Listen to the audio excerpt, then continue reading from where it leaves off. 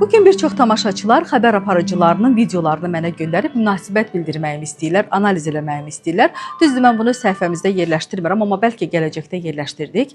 Ümumiyyətlə, xəbər aparıcıları, xüsusən gənclər, bacardıqları qədər yaxşı oxumaq istəsələr də biraz robotvari alınır. Sanki sözlər çox qurudur və çox iti oxuyurlar, bütün xəbərləri eyni ahəngdən oxuyurlar, bir duyğu, bir səs oynaması yoxdur.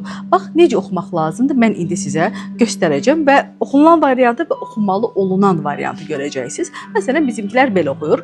Bakıda fərdi yaşayış evində yanğın olub. Hadisə ötən gün Suraxanı rayonu Zığ qəsəbəsi Həzə Aslanov küçəsi 15 ünvanında yerləşən fərdi evdə baş verib. Yanğın zamanı həmin evdə yaşayan əqli qüsurlu Əl Məmmədov müxtəlif dərəcəli yanıq xəsarətləri ilə xəstəxanaya yerləşdirilib.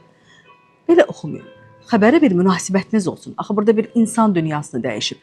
Bakıda fərdi yaşayış evində yanğın olub.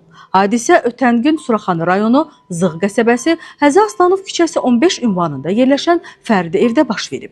Yanğın zamanı həmin evdə yaşayan əqli qüsurlu Əl Məmmədov müxtəlif dərəcəli yanıq xəsarətləri ilə xəstəxanaya yerləşdirilib. Bax, xəbər oxuyanda sizin buna üzünüzdə, əl hərəkətlərinizdə, bədən dilinizdə bir münasibət olmalıdır. Xüsusən diksiyanızda. Buna fikir verin.